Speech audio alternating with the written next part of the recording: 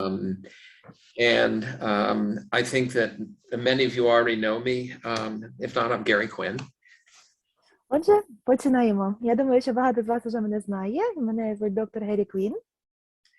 And one of the, just to give you an idea of what topics we may be covering, the first one being talking about future trauma, basically where people have been through, let's say, the bombardments, the missiles landing, and then you've stabilized them in terms of the issue of danger.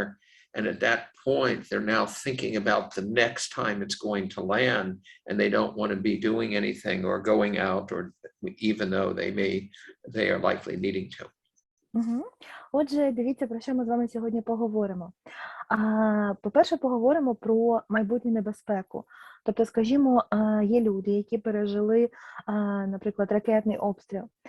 Вони були у нестабільному стані, ви допомогли їм стабілізуватися, їм уже стало краще, але тут вони починають думати вже про майбутнє. Тобто вони знають, що вони в безпеці, да, зараз відносні, але вони бояться вийти на вулицю, тому що вони думають, що знову почнеться ракетний обстріл і так далі. And what I will do before that is we will do a stabilization for the entire group, which I will then ask questions, because now that you have had a chance to use the ISP, there's very likely to be questions before I actually go into new material. Але знаєте, як ми сьогодні з вами поступимо?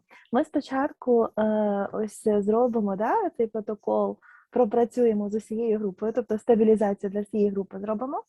Потім, мабуть, у вас будуть запитання. Я думаю, що у вас вже була можливість в когось із вас спробувати цей протокол. Можливо, з'явилися запитання. Я тоді відповім на них, а потім ми вже перейдемо до нового матеріалу. And then with the time that is permitting, we'll see if there are other things that need to do.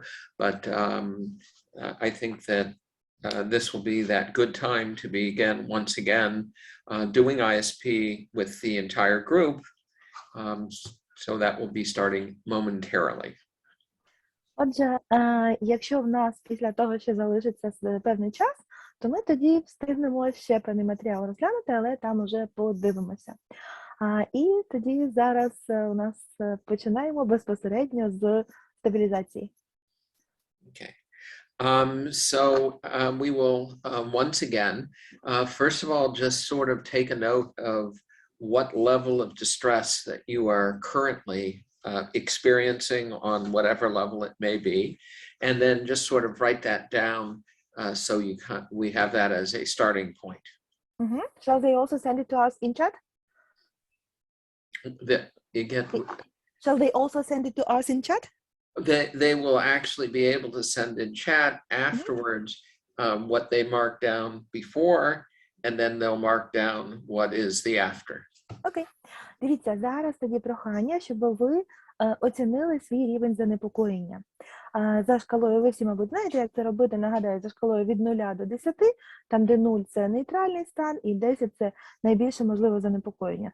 Ви вимірюєте свій стан занепокоєння, рівень занепокоєння зараз записуєте десь собі на листочку, в чаті поки що присилати не потрібно, але потім, коли доктор Квін буде просити виміряти вже під час роботи свій рівень занепокоєння, тоді вже будете писати в чаті через рисочку, да, через тире, тобто те, що було спочатку, тире, і вже потім те, що є. So just notice wherever you're at right now, and then begin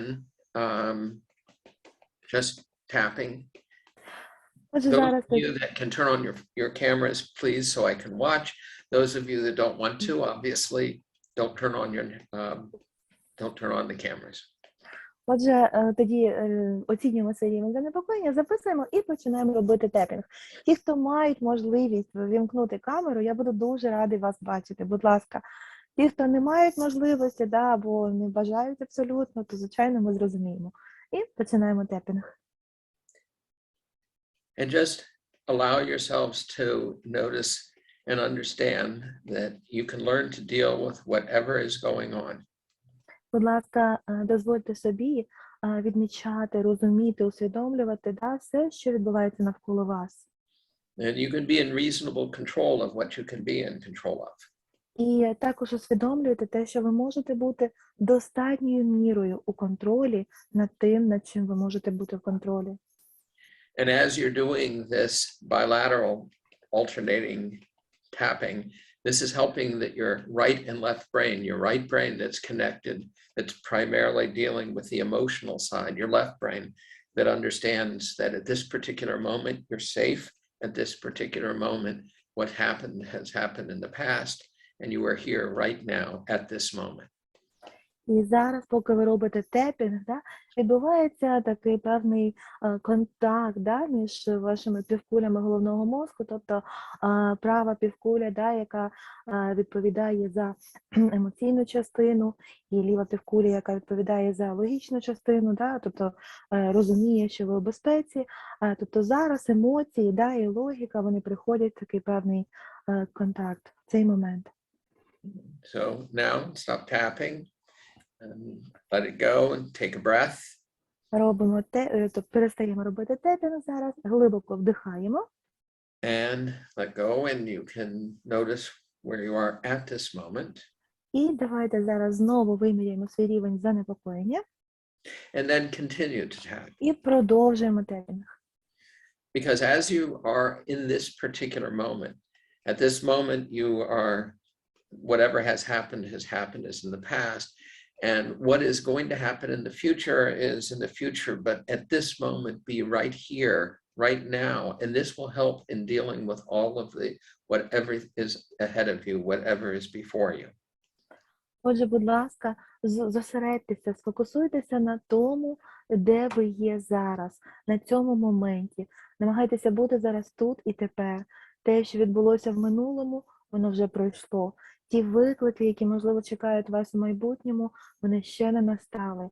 Але зараз, якщо ви зможете сфокусуватися, усвідомити цей момент тут і тепер, ви підготуєте себе до того, щоб краще бути готовим зустріти виклики майбутнього. Okay, again, take a breath. Знову глибоко вдихаємо. And let it go. Видихаємо. And then wherever you are, just notice that and then continue. Знову ж таки оцінюємо свій рівень занепокоєння і продовжуємо тепінг. And that's it. Allowing yourself to be aware that you can be reasonably in control of what you can. You can learn to have options within the framework, as you are also at this point learning more and more modalities and ways of helping other people. And through helping other people, you in addition are having reasonable control of what you can be in control of, and also being extremely helpful to those around you. Отже, зараз знову зосереджуємося на моменті тут і тепер, робимо тепінг і просто усвідомлюємо, що зараз ви можете бути достатньою мірою у контролі над тим, над чим ви можете бути в контролі. І також зараз ви набуваєте нових знань, вивчаєте нові навички, які допоможуть вам допомагати іншим людям. І допомагаючи іншим людям, ви також більше набуваєте контролю над ситуацією, контролю над тим, над чим ви можете бути в контролі. And you can be in reasonable control of what you can learn to deal with. You can deal and learn to deal with all that you may be facing. Ви можете бути достатньою мірою контролю над тим, з чим вам доведеться зіштовхнутися, над тим, що, можливо, постане перед вами у майбутньому. Ви зараз вчитеся цьому. That's it. Okay. You're gonna take a breath and let it go. Давайте знову глибоко вдихаємо, видихаємо. And at this point, you can do the chat and send in what it had been and now what it is at this moment. Зараз, будь ласка, відправте мені 2 циферки через тире у чаті. Саму першу і останню. Остання – це на даний момент. Okay. So I'm getting a chance to notice. Wow. It seems like people have done,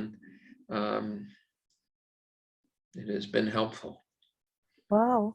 Бачу, що дуже багатьом допомогла ця методика. Багатьох суттєво знизився рівень занепокоєння. Okay, very good. At this point, those of you that are still sending, please send in. And even if it ended up going in the opposite direction of what we expected of a reduction of the subjective units as disturbed, please also send, because I really would like to know if there are, of course, times when it could get worse instead of better. And if that happened, I'd like to know, although usually it turns out that most people end up finding this is allowing them to be more able to deal with things. Отже, дякую всім, хто вже надіслав свою відповідь в чаті. Хто ще надіслав, будь ласка, продовжуйте. Хотілося б побачити відповіді від усіх. Також хотів би сказати, що не переживайте, якщо ми всі очікуємо, да, що у нас рівень занепокоєння знизиться, але може бути таке, що він залишиться тим самим, можливо, навіть іноді в когось він підвищиться, але це все буває і це нормально, тут немає правильних, неправильних відповідей, і доктор Квін каже, що я хочу знати, да, тобто реальну ситуацію, тому, будь ласка, висилайте всі будь-які відповіді. Okay. At this point, I think it's important to really start to allow you to ask your questions on what you have done, what you have seen, or until this point, what you have that you would like to ask me. Ну що, зараз перейдемо до запитань та відповідей. Можливо, ви маєте якісь запитання ось стосовно того, як ви самі на собі, да, відчули цю техніку. Можливо, ви пробували її з кимось. Будь-які запитання, будь ласка, зараз можна задати. And you don't have to worry if you decide not to ask questions, because I will be able to fill the time fully, so you don't have to worry. І, звичайно, не переживайте, якщо запитань дійсно немає, не переживайте, нам не те, що там потрібно час якось забити, да? В мене є чим зайняти наш час повністю, так що тільки якщо реально є запитання, задавайте. А так не хвилюйтесь. Скажіть, будь ласка, якщо у військовослужбовця такі як ознаки острої стресової реакції, він завмирає, коли відчуває звуки десь поруч, навіть просто машина за вікном проїхала, чи можна проводити цю техніку, методику з військовослужбовцем, щоб був тільки в умовах, де бойові дії, зараз він вже у безпеці, але він, знаєте, як не може зосередитись на виконанні цього завдання. І якщо в нього є дзвін у вухах, можливо, це контузія або щось таке, чи можна з ним проводити цю техніку? Дякую. Yeah, so the question is, so if we have a soldier who just came from the war field, and he's so stressed that he even gets like stuck when he hears the sound of car passing by, on the street. So can we use this technique with him? And also, what if, so he has maybe like tingle in his ears, it might be contusion, it might not be contusion or something, but can this technique be helpful? Yes, this has been used for soldiers during the wars in Israel when they have actually been in battle and immediately afterwards. Так, ця техніка використовувалася із солдатами в Ізраїлі, якраз тими, які тільки що прийшли з поля бою, да? Тобто відразу після. So in the case that what I would guess that you've described, when they're hearing the missiles, the sounds of missiles, and then when a car goes by, this is something that we ran into in 1991 when we were having the missiles landing, and all the sirens would go off. So the cars would have this kind of sound of an ascending sound, and that would be reminding them of the sirens going off. That could be something that activates. Угу. Так, і дуже знайомо, тому що у 91-му році Ізраїль дуже сильно обстрілювали ракетами, да, були ракетні обстріли, і після цього також у людей, люди активувалися, да, їх така як паніка, тому що ось звук машини, коли їде, або, можливо, гудок машини, він нагадує якийсь свист ракети, чи, можливо, сирени, яких що, да, починають зараз, всі ми знаємо, що це таке.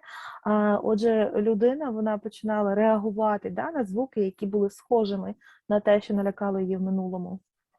And so often this will be, I'm in danger. That would be the likelihood. It depends on what their emotions, but it is very likely they will actually be having a sense of I'm in danger, or I'm not helpless, I'm not in control, I can't deal with this. Отже, такі звуки, да, Алло. які нагадують певні... Тетяна Тимошенко, будь ласка, вимкніть. Зараз виключу. Yeah, sorry, just switch off microphone for somebody. Yeah. Отже, такі звуки, вони просто нагадують для людини, да, те, що було для неї дуже лякаючим у минулому, і просто і тіло людини, мозок людини отримує такий сигнал, що я у небезпеці, да? So the primary one that I would use to start with, because of the actual danger that soldiers have been in, is I'm safe now from that past event that occurred. All of those events happened are in the past. So I'm safe now from and that's what I would do, saying it's over again. You're safe now from that past event. It's over. You're safe now. You're here right in this moment, right now. And letting yourself be here at this moment will allow you to be able to deal with this. Отже, в такі моменти дуже важливо, щоб, якщо це з вами відбувається, наприклад, да, тобто робити тепінг і фокусуватися на моменті тут і тепер, переконати себе, усвідомити, що я тут, зараз я у безпеці, я зараз тут і тепер, я можу впоратися з усім.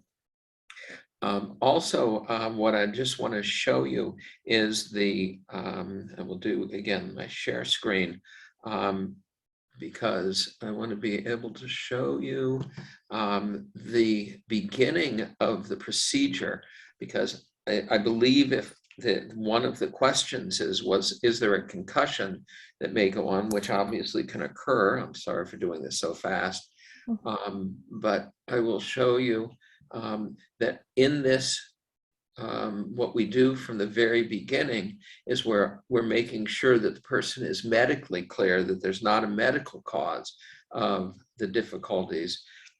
And often, if you've come in at this moment, they are probably okay. But we want to make sure if there's a medical problem, that's dealt with first. Угу. І дуже важливо, звичайно, якщо людина тільки що піддавалася, да, тобто була у такій небезпечній ситуації, потрібно, щоб вона отримала певний медичний огляд, щоб переконатися, що дійсно немає струсу мозку, да, що проблема тільки психологічного характеру. Тому важливо, щоб ось такий хоча б короткий медичний огляд обов'язково передував. And the other part of what it will be is what I'm going to actually present now, which will be that a person has come in and they're dealing with the future danger, which is essentially the sense of helplessness, of not being in control, not being able to deal with it. And you'll be seeing that we'll be talking about, you can learn to deal with this, the event of the past, and being here at the moment will help you to be able to move on and deal with what the future is. And be able to learn to deal with it. Угу. Також, пам'ятаєте, ми говорили, да, що ми сьогодні поговоримо про майбутню безпеку. Тобто, якщо людина пережила певну там катастрофу, війну, певну серйозну травму, і потім вона переживає, да, що, наприклад, якщо вона під обстрілом була, вона боїться вийти на вулицю, переживає, що знову почнеться ракетний обстріл, то ось ця техніка, вона допомагає людині, перш за все, сфокусуватися на моменті тут і тепер, що вона зараз знаходиться у відносній безпеці, і це готує людину до майбутніх викликів. And just the last point is, Oleana and I are working on actually having a specific manual for soldiers. І зараз також хотів би останнє зауважити, що ми з доктором Запорожець зараз працюємо над тим, щоб створити спеціальну методичку для солдатів. And if I didn't answer it, you can continue, or I will be open for other questions. І скажіть, будь ласка, чи відповів я на ваше питання? Тому що якщо ні, то я продовжу. Так, Або звичайно, але ще в мене є іще запитання, по ходу виникають. Чи треба настоювати, щоб він зняв бронежилет, тому що він приїхав, я йому запропонувала зняти. Він відчував себе, зрозуміло, не в безпеці, він навіть відмовився. Автомат він відклав у сторону, але бронежилет він не зняв. І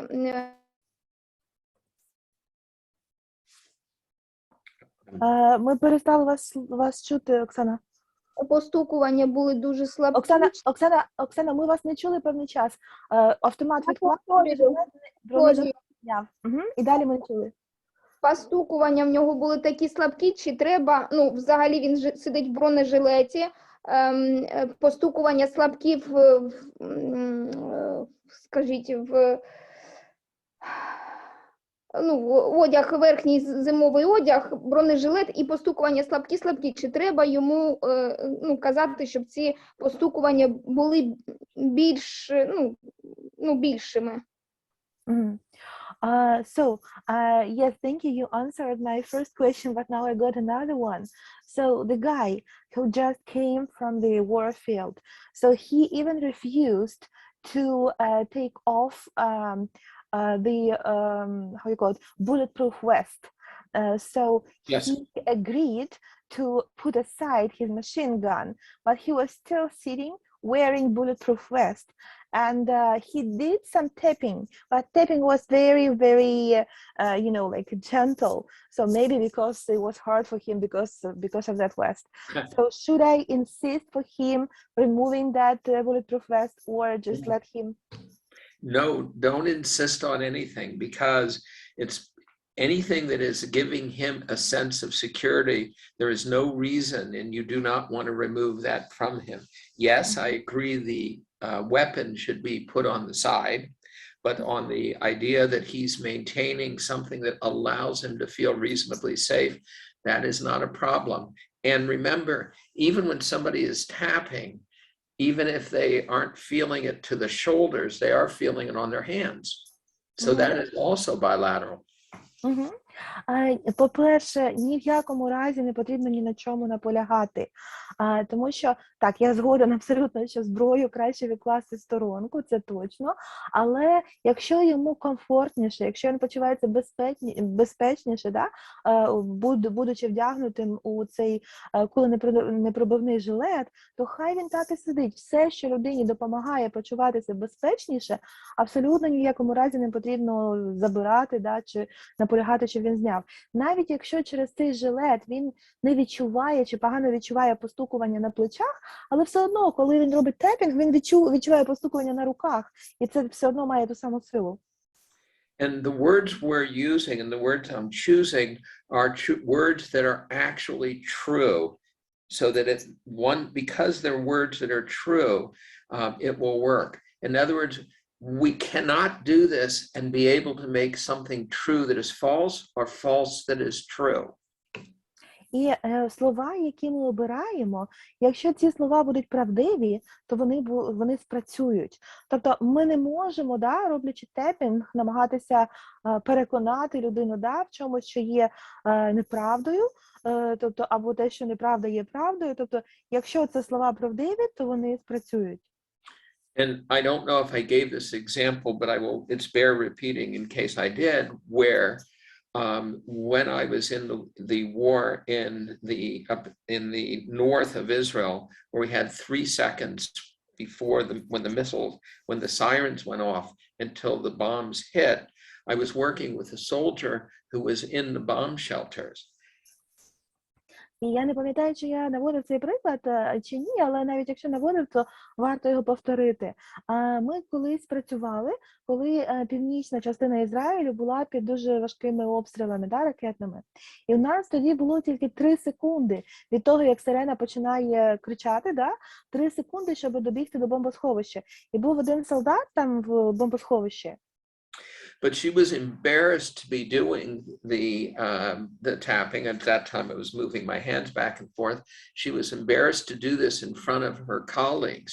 So we tried to go to another room in order to be able to work privately to allow her to work on this issue of I'm in danger.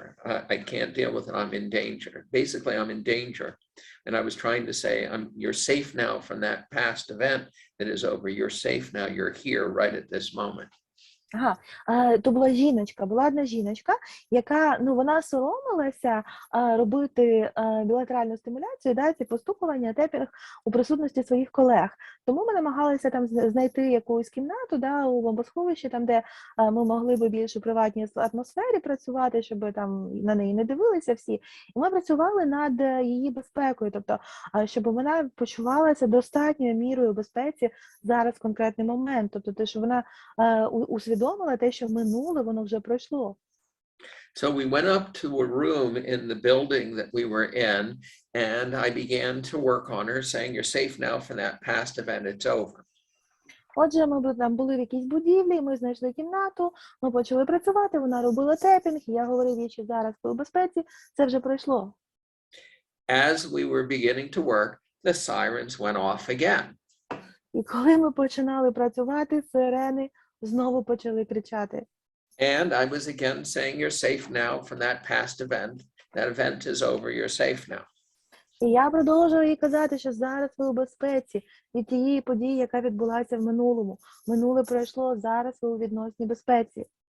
So momentarily it came down and she was feeling a little bit better. And sure enough, then another siren was going off and another missile was landing and the explosion was going off. Може, на якийсь момент мені вдалося її стабілізувати, тобто вона відчувалася у відносній безпеці, да? Їй стало трошки краще. І тут знову почала кричати інша сирена, да?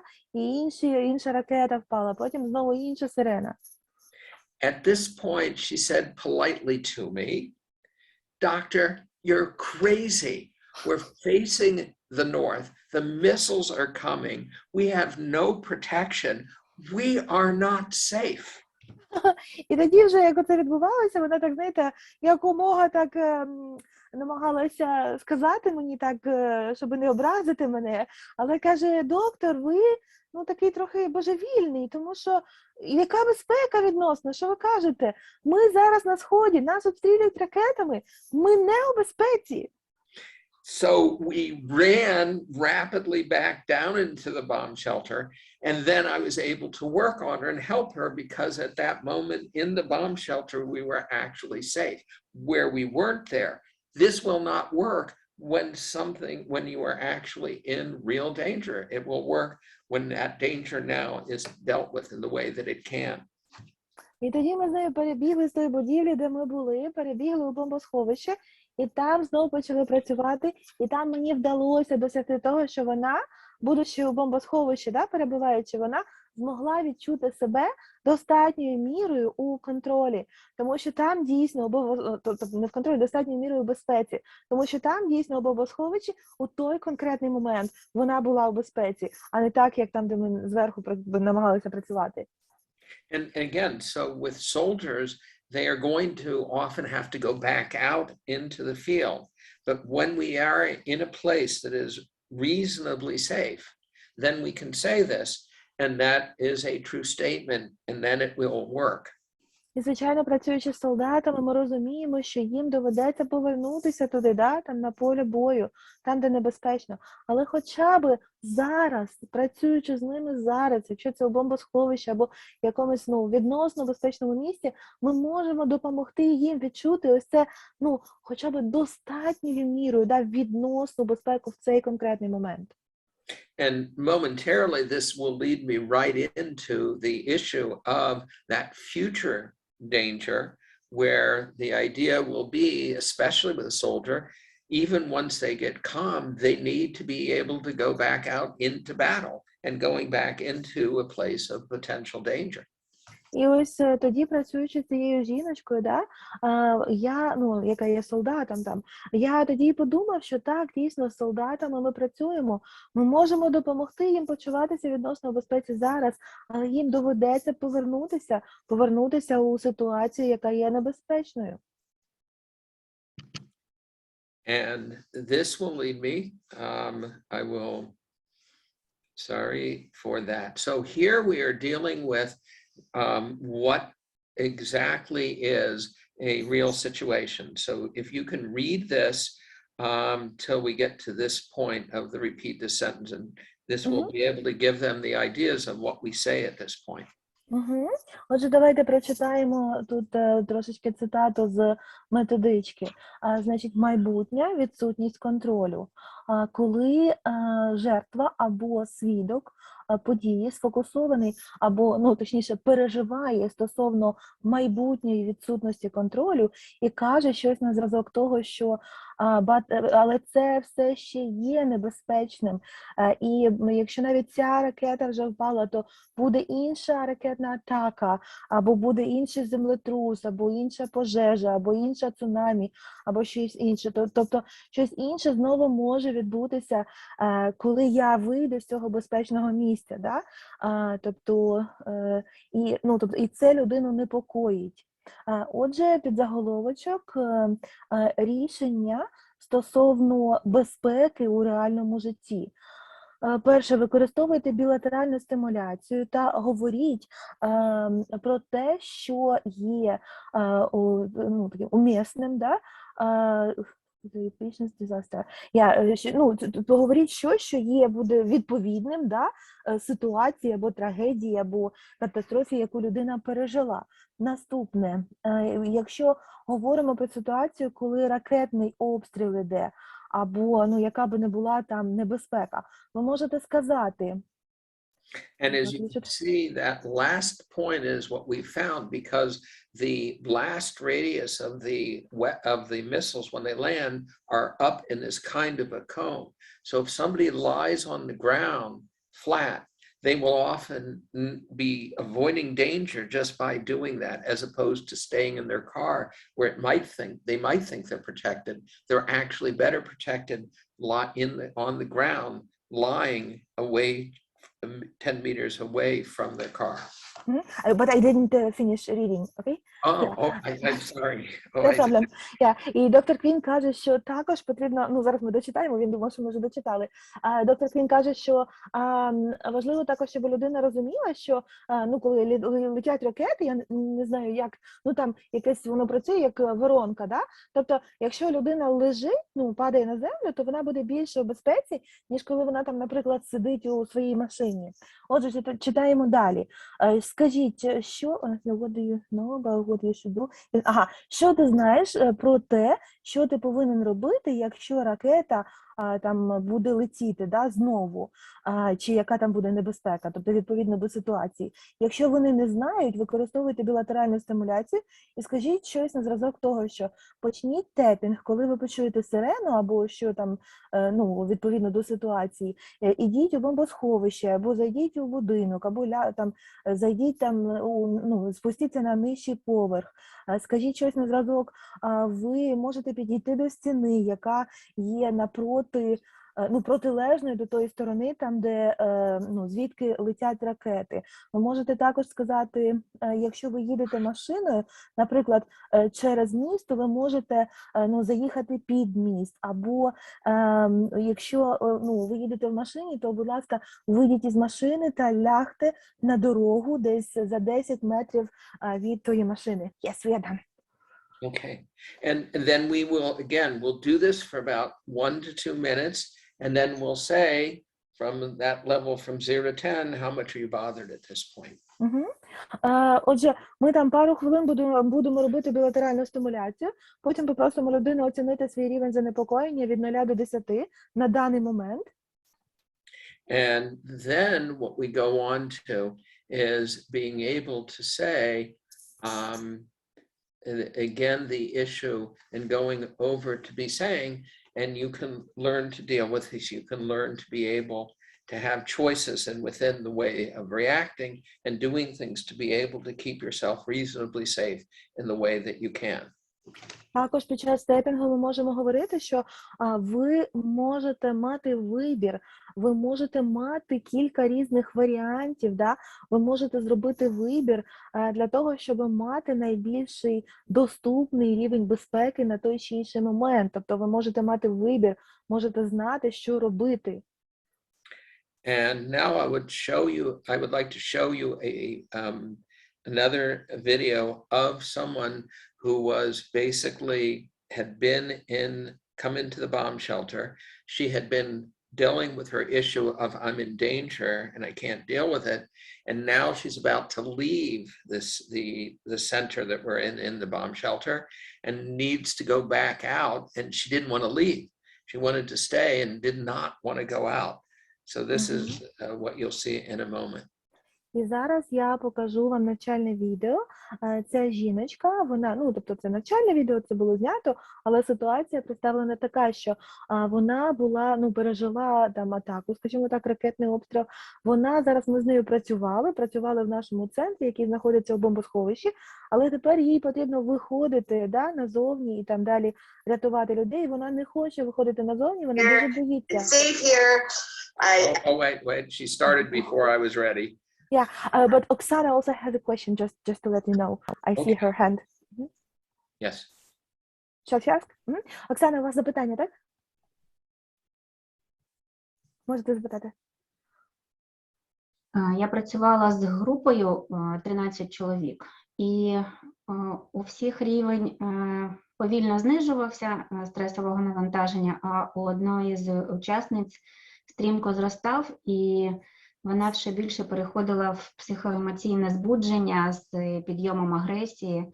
Як у таких випадках доцільніше працювати, якщо це група? Я можу особисто з нею трошки допрацювати, а група чекає, чи, ну, от що з цим робити? Дякую. Yeah, I worked with a group, 13 people. 12 of them showed decreased SAT, but one lady, she had increased SAT, plus even certain points of aggression. So my question is how to work with such people if we work with the whole group. Shall I work with her individually after, or?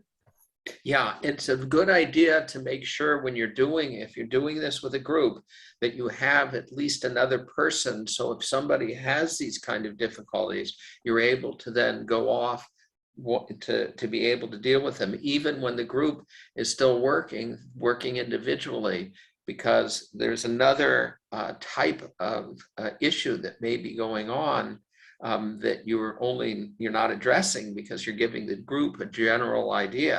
And that may be sometimes people have a sense of guilt that they did something, and that's another whole section, which I'm not sure, I don't think we'll be getting it to tonight. Tonight, yes, but it can be in another meeting where we would deal with the issue when somebody feels responsible for somebody's death, for somebody's having gotten injured, and this would be a different thing which requires different words. Дивіться, коли ви працюєте з групою, то дуже мудрим буде, да, мати хоча б ще одну людину разом з вами, яка може, ну, тобто, яка може допомагати вам. На той випадок, якось ви описали, да, що ви працюєте з групою, ось одної людини, там рівень занепокоєння збільшується і так далі, щоб ви могли, тобто, або ви підете з цією людиною, а ваш колега продовжить з групою, чи навпаки, ви передасте колезі цю людину. Тому що, можливо, цієї конкретної людини є якийсь момент, який ви не адресували, працюючи з усією групою, тому що це не актуально для інших членів групи. Можливо, це є провина, да, людина почувається винною у смерті там свого колеги чи там іншої людини, да? Тобто ми будемо про це з вами говорити, я не впевнена, що сьогодні у нас вистачить часу, але ми пізніше будемо говорити також про цю тему. Отже, дуже важливо, працюючи з групою, мати також когось на підстраховку. And just so you remember, just so you know, is that this ISP was always developed for originally only with individuals, so that we would work only as an individual. Only lately have I moved this into a group format, which again means that we need to have people available to take someone off individually if someone is getting more distressed. Отже, так, якщо ми працюємо з людьми індивідуально, то добре. Якщо працюємо з групою, ну це дуже класно, тому що ми можемо досягти, да, допомогти більшій кількості людей одночасно, але обов'язково потрібно мати когось, да, з ваших колег поряд, щоб він міг подбати про людину, яка має більший рівень дистресу, ніж уся група. Any other questions from, or I will now show the tape, which will show you how to actually, if you have your manuals, look at them at the time. So you'll see how I'm doing, again, the procedure where I'm interrupting her because she wasn't going to let me interrupt her. And as I've said before, make sure that you turn, if it can be activating to watch this tape, turn down the volume and do self-tapping if the tape is activating for you. Отже, зараз подивимося це відео, про яке я трошечки раніше сказав. Да? Зверніть увагу, як вона, тобто я намагався її перебити, намагався ставити слово, вона не дозволяла мені себе перебити. А якщо у вас є методички ваші поряд, да, ви можете подивитися відповідно розділ методички також. Але зараз давайте також сфокусуємося на відео. І якщо це відео, воно буде для вас, ну, тобто, буде непокоїти вас, да, якось, якісь такі моменти будуть для вас болючими, ви можете просто знизити звук і робити тепінг для того, щоб стабілізуватися. Here, it's safe here. I can't go out because we know that it just keeps happening. It's like, what's the point? I just don't want, I don't want to leave. I don't want to leave. I'm going to stay. Вона каже, що так, тут безпечно, я не хочу виходити, не хочу виходити звідси, тому що це безпечне місце, а там ми знаємо, що в будь-який момент знову може впасти ракета, ми всі з вами знаємо, що це там небезпечно і може що угодно статися. І він намагається щось перебити, а вона все одно говорить. Right here. My name is Gary, and I'm here to help you. What is your name? My name is Gary. Okay. I only. І він таки ставив слово, каже, мене звуть Гері, я тут для того, щоб допомогти вам. Як вас звуть? Вона сказала, мене звуть там Гейл. Він каже, окей. And you see that I actually had to interrupt her. She's such a high level that I had to be able to interrupt her to be able to continue. So I'm encouraging you to be able to do that, to interrupt someone so that you can do the work. Так, і бачите, що мені довелося її перебити, тому що вона була наскільки у активованому стані, що вона не дозволяла мені ставити слово, тому я також раджу вам, що якщо ось така ситуація, то не соромтеся, перебивайте людину для того, щоб ви могли робити свою роботу. To hear a very brief description of what's bothering you right now. You don't have to tell me much.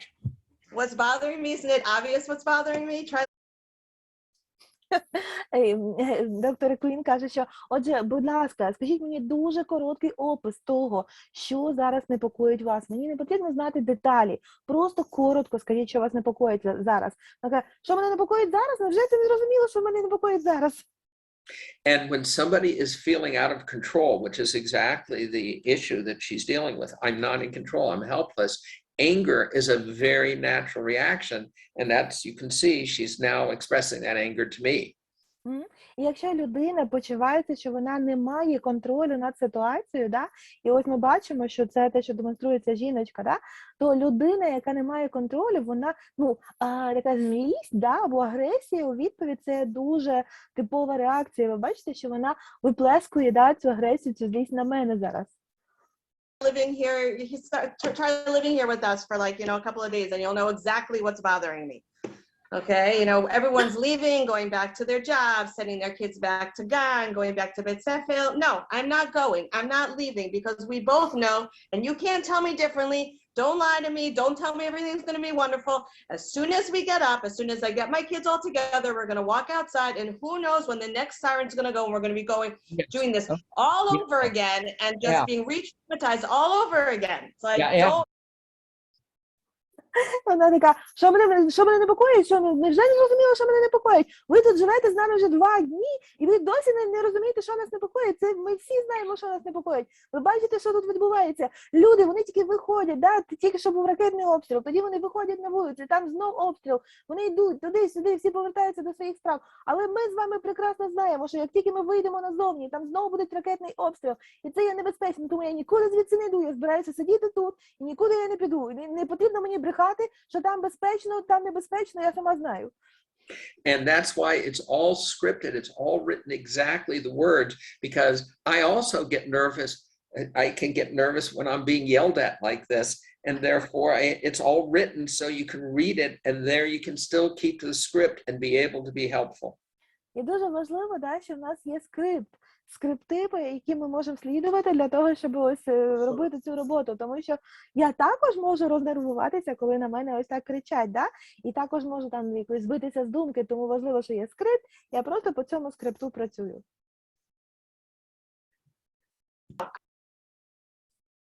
I'm not going, I'm not leaving, because we both know, and you can't tell me differently. Don't lie to me. Don't tell me everything's going to be wonderful. As soon as we get up, as soon as I get my kids all together, we're going to walk outside, and who knows when the next siren's going to go, and we're going to be going, doing this all over again, and just being re-traumatized all over again. Like, there's a procedure that has helped a lot of people. I think it will be helpful for you. And yeah, what will I'd it stop request the is feeling? you Yeah, can will do this this procedure by stop the tapping. feeling? Yes, you can do this by tapping on your shoulders. Okay, so just tap with me right now. Just look at me. Yeah, Al, take a look at me and start tapping. Okay, stop tapping on your shoulder. I don't know what this is going to do.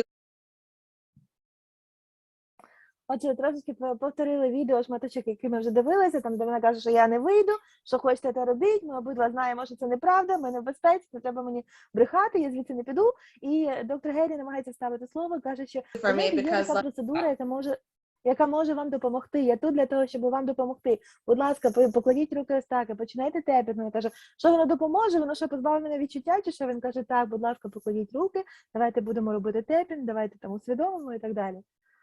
And as you might guess, she's probably at a SUDS of 9 or 10. She's still able to talk, so she's not beyond.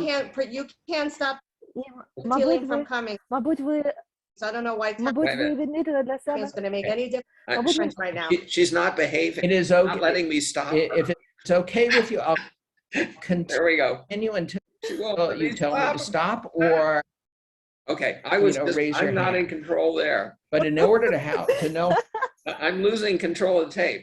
Okay, I'm now basically okay. I'm back here. No, she's controlling. I can't go out. Okay, whew. I'll get back in a minute. Доктор Квін каже, що бачите, що відбувається, я не в контролі над своїм відеозаписом. Так, треба мені трошечки стабілізуватися, прийти назад в контроль. Трошки намагається жартувати, щоб розрадити нас. Отже, він каже, що бачите, ця жіночка, вона десь на рівень занепокоєння, в неї десь на 9 чи 10, тому що вона все ще може говорити. Якби в неї було більше, то вона б тоді не могла говорити. Але зараз вона все ж таки відповідає, і тому ми говоримо їй, да, що вона робила тепінг і так далі. And by the way, as you notice, my issue is I'm not in control. I'm helpless. I'm powerless. And while I'm helping Yael, I'm also helping myself because I'm doing self-tapping, and it's allowing me continuing even when I'm not in control and not fully in control. І як ви бачите, зараз яка в мене була проблема, да? Я не був в контролі над своїм записом, я почувався безпорадним, але я продовжую говорити з вами, і я в той самий час роблю самотепінг, да? Для того, щоб прийти в контроль, прийти в нормальний стан і бути повністю у контролі. Oops, there we go again. She'll be back. Okay, now I'm going to go already to a point because she kind of repeats herself. Зараз трошки пам'ятаємо, бо вона там одне те саме говорить. I want to help you, and so what I'd like to do is tell you, what do you remember in terms of what you've been told if the missiles start landing again? What is it that you We're told to, like, as soon as the alarm goes off, we have to. Okay. Отже, я тут для того, щоб допомогти вам. Скажіть, будь ласка, що ви пам'ятаєте, да, з того, що відбулося? Вона каже, як тільки там почалася сирена. So she actually has the knowledge of it. I'm trying to get it from her. If she doesn't know it, I would say it to her. Я намагаюся зрозуміти, чи вона знає, що відбулося, да? Тому що якщо б вона не знала, то я би їй тоді дав якусь картину, да? Я би їй сказав, але вона знає. Run right back to the shelter. I never veer too far. Like I'm always stay within, a certain proximity. Yeah, start tapping when you're doing this, okay? So. І бачите, вона розказує, що відбулося, і він їй каже, що, але добре, поки ви говорите, давайте починайте робити тепінг, поки ви говорите. So then I just run back. I even Right. leave stuff in the shelter, like, so I don't have to Yeah. grab anything. I leave stuff here, like, so that I have here, like water Right. and And what snacks else, and and what else have you learned to do? Let's say you can't get to the bomb shelter. What do you do then? so then you lie on the ground and you cover your head. And if my kids are with me, I lie on top of them so that they're protected. And I just pray for, you know, nothing to happen to us. Okay. What I Отже, добре, і вона каже, що ну, робить тепінг, да, і каже, що отже, я зараз навіть не забираю свої речі з бомбосховища, тобто я знаю, що постійно сюди повертаюся, отже, я тримаю там свої речі, щоб водичка в мене була і так далі. Він каже, добре, а що, якщо ви не встигнете до бомбосховища спуститися? Ви знаєте, що робити, якщо буде ракетна атака? Вона каже, так, потрібно лягти на землю, закрити голову, а якщо зі мною діти, я повинна лягти зверху на них, щоб вони були в безпеці, я просто молюся, щоб нічого на нас не прилетіло. would say is if you have a building where you can enter, just go into the below the second floor. That's also one of the things that's helpful. So what happens if you can't get into a building? What are you supposed to do? And again, I'll tell you if you're not aware of it. Because if you don't have a building, if you don't have a place you can go in and be below the second floor or get in the bomb shelter, then you can go to a wall that is opposite where the missiles are landing. In other words, if you'll go to a north wall if you happen to be up north, so that you can then be protected somewhat by that building. Угу.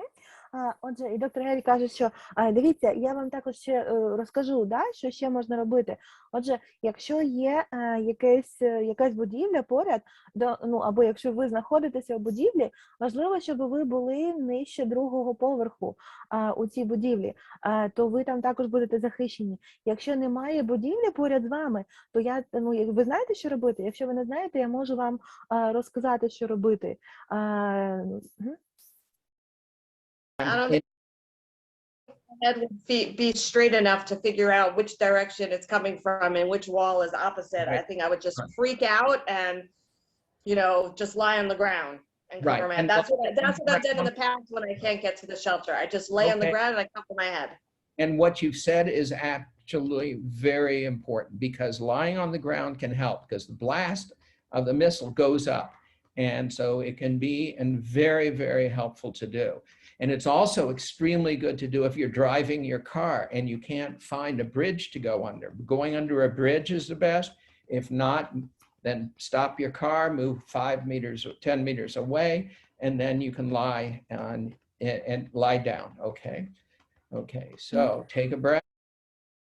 Отже, доктор Гері говорив, що отже, або біля будівлі, якщо будівлі поряд немає, то тоді, тобто, або якщо є будівля якась, або якась стіна, потрібно підійти і заховатися за стіною, тобто, якщо з півночі летять ракети, то потрібно заховатися за стіною, так, щоб між вами і тим напрямком, звідки летять ракети, була стіна, і тоді ви будете захищені.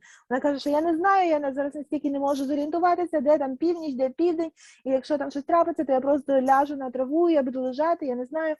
Він каже, добре, те, що ви кажете, це дуже добре, це дуже правильно, тому що дійсно, якщо ви ляжете на траву, це також вам допоможе. Ось зараз я зрозуміла, що там було, що раніше доктор Квін казав про воронку. Він зараз каже, що тому що від, якщо взрив, від там ракети, яка падає, то ось так воно як воронка йде, І якщо людина лежить на землі, то менше шансів, що ось цей взрив на неї попаде, ніж якщо вона там, наприклад, стоїть.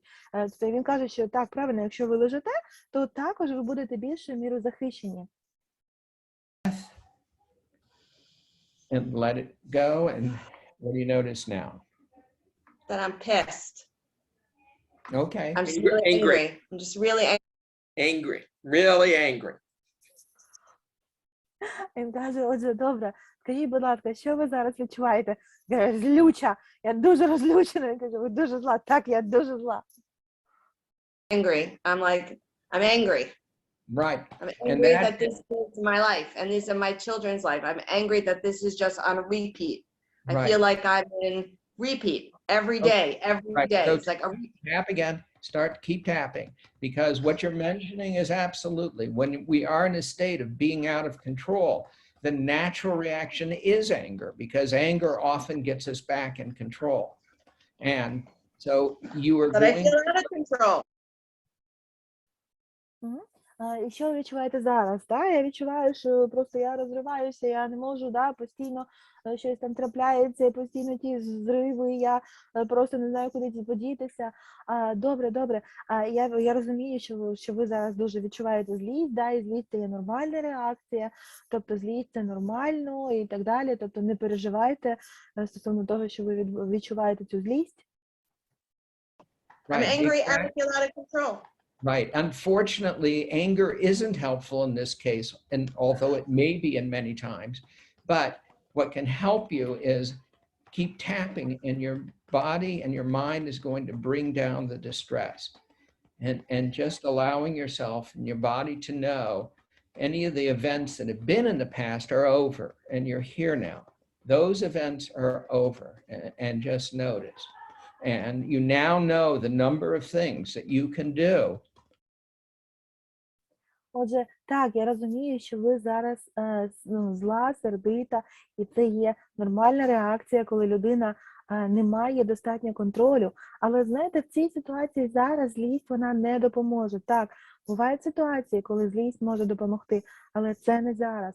Отже, будь ласка, зараз робіть тепінг і намагайтеся усвідомити, тобто, що в цій ситуації злість вона не допоможе, але ви повинні розуміти, що зараз, у даний момент, ви є достатньою мірою контролю над тим, над чим ви можете бути в контролі. Якщо ви зараз можете опанувати себе, то це допоможе вам краще приймати рішення щодо майбутньої безпеки. That you have now started to integrate more, because as you're doing the tapping, your brain is able to absorb this and be aware. Again, you can be reasonably in control of what you can be, and you can learn to deal with it. And the tapping is also helping. And please open your eyes, because that will also allow you to be doing better. Okay? Stop tapping, take a breath. Зараз, коли ви робите тепінг, то ви допомагаєте своєму мозку сфокусуватися на моменті тут і зараз, і зрозуміти, що ви зараз, в цей момент, можете бути достатньою мірою в контролі над тим, що ви можете контролювати.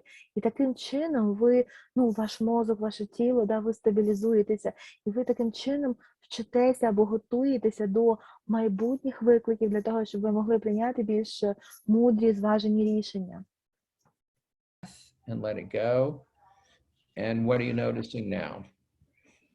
I was just imagining like the things that I could do when it happens again, because I know it'll happen again. So Great. like Okay. what I can do. Excellent. So just note.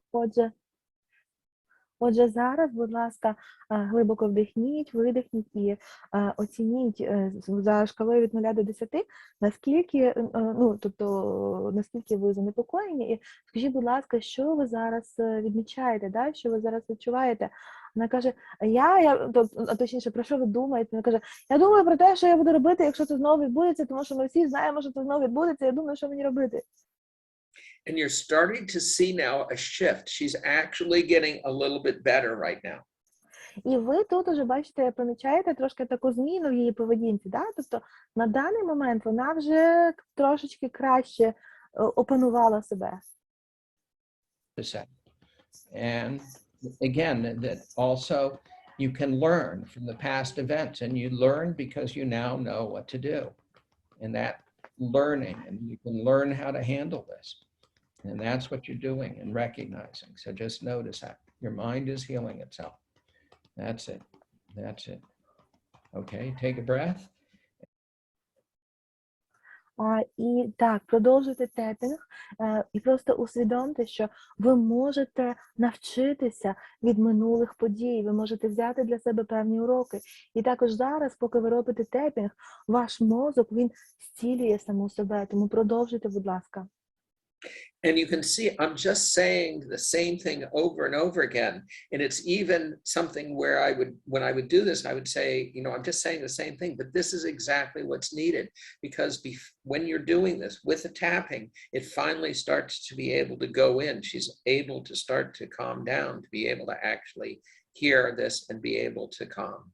Угу. Якщо ви помітили, я говорю їй одне й те саме, знову і знову. І це те, що їй і зараз і потрібно, тому що зараз вона нарешті починає мене потрошечку чути, да? Починає мене слухати. І коли ви говорите ось ці речі, під час того, як вона робить тепінг, да, воно до неї, ну, як сказати, краще доходить, да, ця інформація. Let it go. And what do you notice now?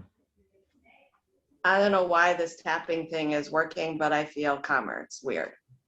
So, Отже, що ви відчуваєте зараз? Я не знаю, чому оця штука, оцей тепінг працює, але я чомусь почуваюся спокійніше зараз. Why? on this scale from 0 to 10, how much are you bothered right now? You can look at this card and point it out also on the card if you want to. I don't know, like 5, 6 around. Okay, so just go ahead and keep tapping. Отже, добре, то зараз, будь ласка, глибоко подихайте і оцініть, наскільки зі шкалою від 0 до 10 ви відчуваєте свій рівень занепокоєння на даний момент. Ви можете також подивитися на цю карточку, якщо для вас так легше. Вона каже, ну, не знаю, десь 5-6. Just realizing that you can have options within the framework that you're in. And you Is can it learn. okay to still be angry? Because I'm still angry. I'm not as angry, but I'm still angry. Right. Yeah.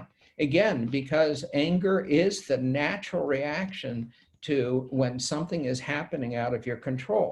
And this is what's happening. This is out of your control. You have no way of stopping the missiles from coming, but you do have a way of dealing with it. And that's what you're doing now. Your brain is now starting to recognize you can learn to deal with this. You can be able to handle it, and you can learn to handle it the way it's happening right now. Okay, stop tapping. Отже, ви можете мати варіанти, тобто усвідомте, що ви можете мати варіанти у межах, да, в рамках ситуації, в якій ви знаходитеся. Вона каже, що а це нормально, що я сердита, я досі почуваюся злою, це є нормально? І доктор Квін каже, що так, це є природня нормальна реакція. Коли людина не має контролю чи не має достатньо контролю, то гнів, злість – це є нормальна природна реакція. І ви дійсно не маєте контролю, тому що ви не можете зупинити ці ракети, да? Але ви маєте спосіб, як з цим впоратися. Ви можете навчитися, як з цим справлятися. Ви можете навчитися, як з цим впоратися. And take a breath and let it go. And what do you notice now? Like what you said, I can learn to handle this. Like I can channel that anger into like something productive. Like I can do something with it and not be paralyzed by it, but use it to like protect myself, protect those around me. So, right. Okay, so I no, feel, so just keep. Ага. Отже, зараз, будь ласка, глибоко вдихніть, видихніть, що ви зараз помічаєте. Ну, те, що я можу дійсно навчитися, як з цим впоратися. Зараз я розумію, що я можу навчитися, я можу з цим справлятися, я можу щось зробити з цим, я можу не бути паралізованою, я можу захищати себе, я можу захищати своїх дітей, людей навколо себе. I feel Good. Yeah. Recognizing, yes, you have an ability of being reasonably in control of what you can. You have options, and your brain is being able to deal with this and realize that you have options and that you can deal with this. You can learn to deal with all of this. I can deal with this. Right. As hard as this is, I dealt with it before and I can deal with it again. That's right. That's right. You can deal with it. Okay, take a breath. Отже, будь ласка, усвідомте, що ви можете мати можливість, мати певний контроль або достатньою мірою контроль, чи до певної міри контроль над цією ситуацією. І ваш мозок, він може впоратися з цим, може справитися з цим. У вас є варіанти вибору. І вона каже, що так, я можу навчитися справлятися з цим. Як би страшно це не було, я можу навчитися справлятися з цим. Я робила це раніше, і я можу зробити це знову. And let it go. And on that scale from 0 to 10, how bothered are you right now? Yeah, like it's like a 2. Okay, so this is a point where you've done very, very good. And Отже, будь ласка, зараз глибоко вдихніть, видихніть, і за шкалою від 0 до 10 оцініть, будь ласка, ваш рівень занепокоєння на даний момент. Я думаю, що десь 2. На цьому моменті можу сказати вам, що ви вже проробили чудову роботу. And just to remind you, if there's a situation where there are many, many people that you have to move from one to the other, you don't have to go to 2.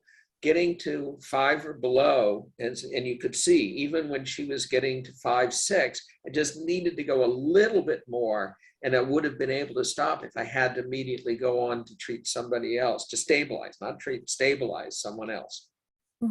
І отже, дивіться, зараз вона дійшла навіть до рівня занепокоєння всього лише 2, і це чудово. Але коли, пам'ятаєте, вже говорила, коли ви працюєте, тобто в умовах, там, де є багато людей, які одночасно потребують стабілізації, вам не потрібно працювати з одною людиною аж допоки вона не дійде до аж 2, да, наприклад. Тобто, якщо людина зможе дійти до 5 чи трошки менше, це вже добре, ви вже можете тобто, цю людину залишити, вона вже може подбати сама про себе, і ви можете перейти до когось іншого і стабілізувати когось іншого. Це не є терапія чи щось таке, це є просто стабілізація на той момент. And what I just want to do is give you an idea of certain things. It's common to have a reaction to what even afterwards, when you leave here, you might have images of what happened, difficulty sleep, a number of emotions such as distress, fear, or anger. You might notice that you're a bit more jumpy. If these symptoms are not lessening or are lasting longer than 2-3 days, you can we can direct you to those people who can help you. And here's phone numbers of people that can help you. Отже, на цьому моменті доктор Квін пояснює цій жіночці, що зараз вона вже певною мірою стабілізована і що, звичайно, через те, що вона пережила цю травмуючу подію, протягом наступних кількох днів вона може відчувати певні симптоми, тобто може бути якийсь страх, вона може бути така трошки, дьоргана така трошки, тобто якісь страхи можуть бути, якісь, можливо, важко заснути. Це є нормальні симптоми, нормальна реакція на стрес, але якщо ці симптоми будуть продовжуватися довше, ніж 2-3 дні, то тоді ми можемо знайти когось, тобто вам потрібно буде звернутися по допомогу подальшу. They're going to do like what you just did with me, like the same kind of thing, because I've talked to other people and it like hasn't helped. They're just like, you'll be fine, it's okay, don't worry about it. I don't need more of that. But if it's doing what you just did, then that's fine. Right, so there is this organization. Отже, якщо ви хочете, ми можемо знайти когось, хто може вам тоді в подальшому допомогти, якщо ці симптоми не зникнуть. Вона каже, так, але це буде така людина, така як ви, тому що раніше я вже ходила поговорити з якимось психологом, але він такий, що ти там переживаєш, не думай про це, все нормально буде з тобою, тобто воно мені зовсім не допомогло. The EMDR association, on the top, and those people do this kind of work, and they will be able to help you. That's the second number on the list. Would it be okay if in the І тут доктор Квін пояснює, що є така організація, яка надає допомогу людям, які постраждали від, скажімо, ракетних обстрілів і так далі. Тобто ось така організація, таким людям вона допомагає, ось так це працює. Як ви думаєте, чи хотіли би ви скористатися такою допомогою? future someone contact you to see how you're doing? Yeah. Yeah, it'd be Okay. nice for people to care what we're going through down here. Okay, Yeah. so if you can just put, write your name on this piece of paper with your telephone number and say, I agree to somebody calling me back. Okay? Okay. Yeah. Okay. I wish you. Отже, чи хотіли би ви, щоб хтось з цієї організації зателефонував вам через кілька днів і просто дізнався, як ви почуваєтеся, чи потрібна вам додаткова допомога? Вона каже, так, звичайно, було б дуже приємно, дуже добре, аби хтось позвонив і поцікавився і, можливо, допоміг. І він каже, що дуже добре, то в такому випадку ви можете заповнити ось цю коротеньку форму, да, просто залиште свій номер телефону, своє ім'я, поставте свій підпис, щоб ми могли потім сконтактувати з вами.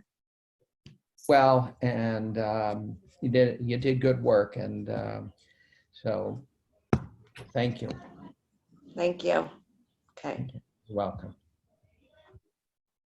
Ви зробили дуже хорошу роботу. Дякую вам. Дякую вам так само.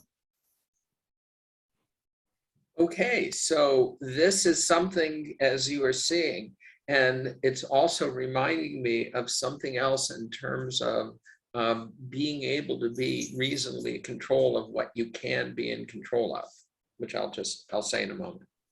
Отже, ось цей приклад знову ж таки нагадав мені, да, про те, що ми з вами говорили, що ви можете бути достатньою мірою у контролі, да, над чимось, над чим ви можете бути в контролі.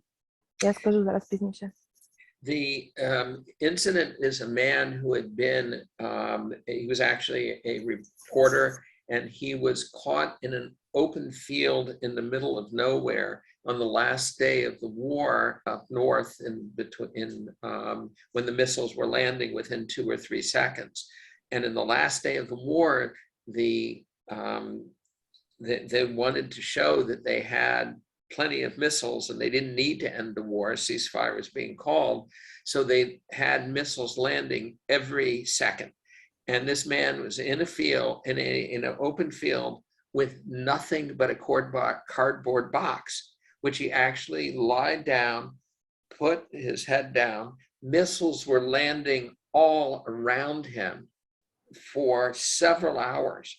And he stayed in this one place and nothing hit it, nothing happened. So just the ability of lying down is a way to be reasonably in control of what you can, and danger, although can happen, does not have to happen. Угу. Хочу поділитися з вами таким прикладом.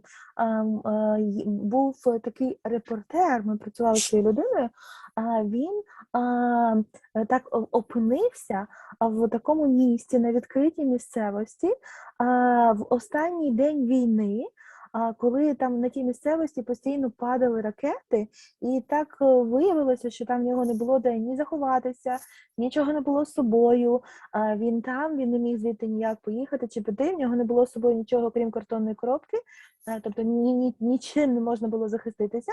І також це був останній день війни, і ось ці вороги, вони хотіли показати, що в них достатньо ракет є, що вони, там їм не потрібно припиняти вогонь. І там вже не тільки там через 3 секунди було, да, від того, там між ракетами, а там кожної секунди падали ці ракети. І в нього не було ніякого іншого вибору, як просто він ліг на землю, і він ось так лежав. І протягом кількох годин ці ракети кожної секунди приземлялися навколо нього. І нічого йому не зашкодило, тобто він був живий і здоровий. Тобто до чого я веду? Що завжди у людини є певні варіанти вибору, і завжди в людини є шанс, да? Все одно, навіть перебуваючи там, під тим ракетним обстрілом, на відкритій місцевості, без ніякого там, укриття, він все одно обрав лягти, тобто він в певною мірою, да, був в контролі над тим, що він робив, і ось він ліг, і йому нічого не зашкодило. І також знову до чого я веду, що незважаючи на те, що була величезна небезпека там, у тому місці, це ще не означає автоматично, що щось погане з ним відбудеться, тому що він був цілий і невредимий все одно.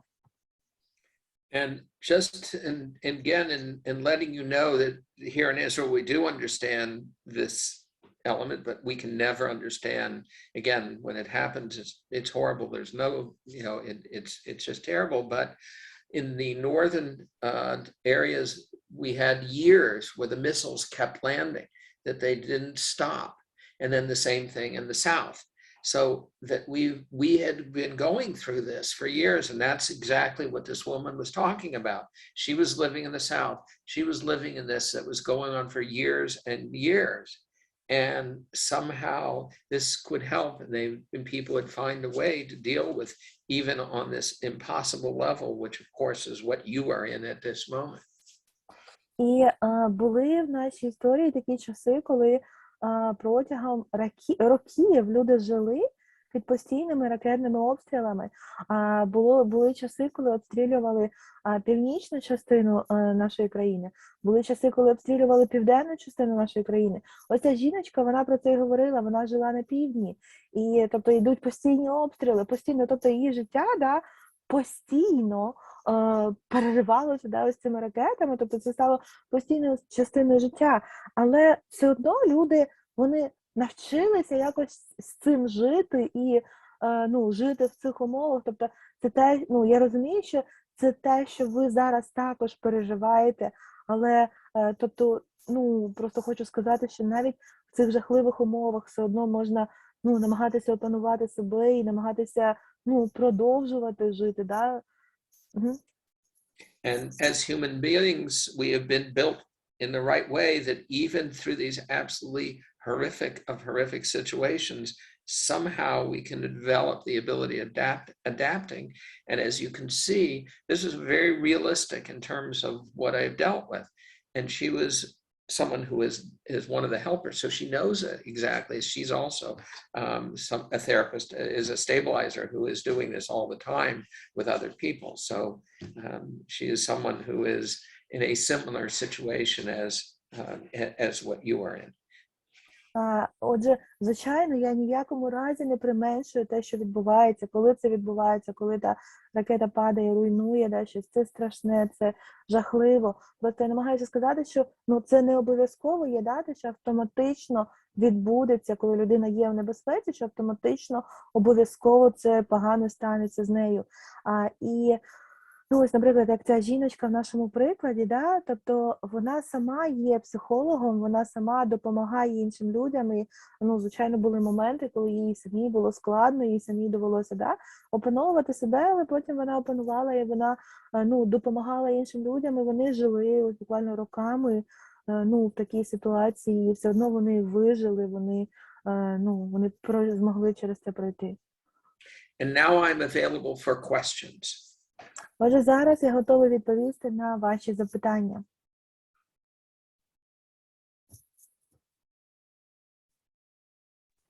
It's very rare to get me to be quiet this long. У вас зараз є такий унікальний момент, коли я мовчу так довго. Не часто ви мене мовчазним застанете так довго. So I'm doing self-tapping to deal with the fact I'm being silent. Бачите, я тут навіть допомагаю собі мовчати, я роблю самотепінг, щоб якось справитися із такою ситуацією, коли мені доводиться так довго мовчати. Жартую, звичайно.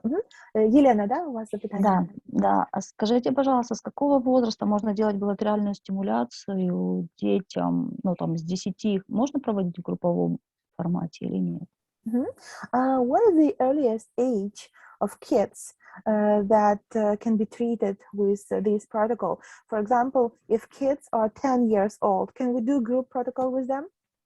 Again, so I am not a child psychiatrist. I don't generally deal with children, and there is a group protocol for children that for those of you that saw, I think, the tape where I was working with children, even though it's not my usual thing, that yes, this can be done.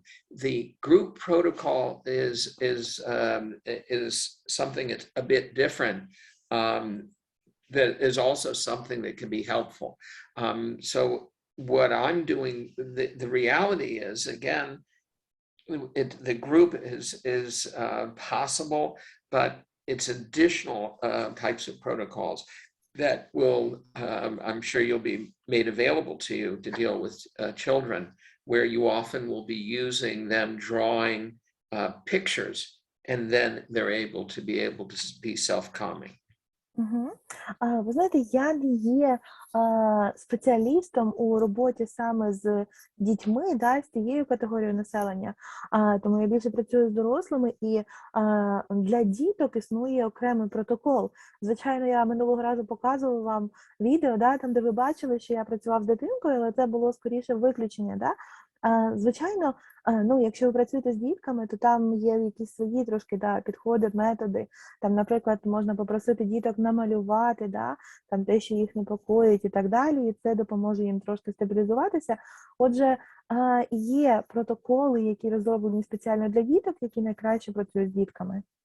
But I would just still say this can work very well with them. Children are very resilient, but it needs to be just adjusted to the words that children can comprehend. Some of the words I was using were somewhat sophisticated, so an adult would be able to do it, but a child needs words much more simple. Так, але хочу сказати взагалі, що, ну, в загальному, що так, цей протокол може спрацювати з дітками також. Єдине, що потрібно підібрати слова, які відповідають рівню розвитку, ну, дітей, щоб вони зрозуміли. Тому що зараз, коли я працювала з цією жінкою, да, я там певні слова використовую, які для дітей, можливо, будуть незрозумілими. Тобто може допомогти дітям, тільки треба підбирати слова відповідно до розвитку. С какого возраста он рекомендует применять этот протокол? Starting from what age you recommend to apply this protocol? Again, it's at the point where the words can be helpful, that they can respond. So again, it can be certainly, I know that from 10, 11 onwards can respond to this, and also other children can, that, you know, as long as the words are simple. And that often with children, the parents will be tapping on their shoulders, or someone will tap on their shoulders, so the children don't even have to do it themselves, but someone can be doing it who they're safe with, as an additional way to do it. So again, it's hard for me to give, since I'm not a child psychiatrist, it's hard for me to give an age where it is something that will be helpful. It's likely that it is not harmful, because the self-tapping or someone tapping on them produces a calmness. And of course, I want it, you know, if you use this and there is something that happens, I would like to hear about it. So far, I've been doing this around the world and have not gotten people telling me that there was a problem when they've been able to have the whole stabilization procedure. But again, I cannot say what age, since I'm not licensed to that younger ages. Ну, дивіться, я так розумію, що можна, ну, тобто це може допомогти дітям, починаючи з того віку, коли вони вже, ну, достатньою мірою можуть розуміти слова, реагувати на слова, ну, тобто можна говорити з ними, да, більш-менш серйозно. Я думаю, що десь років так з 10, з 11. В принципі, інші дітки також можуть певну користь отримати, особливо, наприклад, якщо там мама чи тато, чи хтось із довірених, да, дорослих може робити тепінг навіть для дитинки, да, щоб дитинка не сама робила. Тобто в будь-якому випадку, що я можу сказати, що це не зашкодить, тому що, ну, я ось скільки використовую цей протокол по всьому світу і ніколи там не чув, да, якихось таких відгуків, що там це було шкідливо чи так далі. Але знову ж таки, я не можу сказати вам конкретно вік дитини, тому що я не є ліцензований дитячий терапевт, да? Тому я не можу сказати конкретних вікових категорій. Але в будь-якому випадку я вважаю, що воно, ну, не зашкодить дитині, якщо вона в тому віці, коли вона може, ну, комунікувати словесно. But I must share with you the protocol that is that you should be hearing from the people who do it the best. The person who developed this is Lucy Artigas. It's the one that developed the butterfly hug in the first place. And Nacho Herrero are two people that developed the group protocol for children, which I'll at least briefly describe. I'll tell you about it so that you know that there's a procedure that is phenomenal for dealing with children in a group. And I've used it in the bomb shelters with group, even though I'm not a child qualified therapist. And it can work amazingly well with children. Угу. Але можу сказати, що є такі терапевти Люсі Артігас та Ната Керера. Це ті, які є, ну, люди, які були, скажімо, не засновні, тобто вони винайшли ось цей метод, ось цей вид білатеральної стимуляції, як обійми метелика, да? І також вони використовували ось цей БЛС, обійми метелика із дітками, такого, ну, маленькими дітьми, і це показувало дуже хороші результати. Я можу сказати, що також ми використовували там у бомбосховищах, да? Ось саме ось тепінг обійми метелика з дітками молодшого віку, і це показувало хороші результати. And basically what they do is they first have a child try to draw something that would look something like a reasonably safe place, which they can or they may find hard to do. And then they think of that, they may draw a thing of their home, and then they would look at that first if possible, although at times I've had them not able to do that, and then I'll say what we do next. And then they look at their picture while they are doing self-tapping. Угу. Отже, те, що вони роблять, я знаю, що вони просять діток намалювати там те, що їх налякало, чи те, що їх непокоїть, да, там бентежить, а потім просять намалювати діток там дім свій, да, чи дім.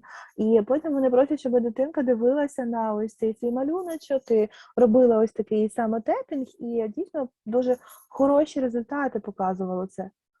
And then they draw a picture of the worst thing that they can picture, and they draw a picture of it, and they write how much it bothers them.